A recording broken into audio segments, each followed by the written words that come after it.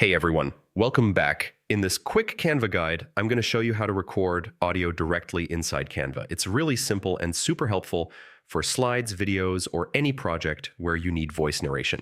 First, open the design where you want to add the audio. You can use a blank page or any video or presentation template. On the left side, click the Uploads tab. This is where all your files and recordings appear. Inside that panel, click Record Yourself. Canva will open a recording window. If your browser asks for microphone permission, just hit Allow, otherwise the recording won't work.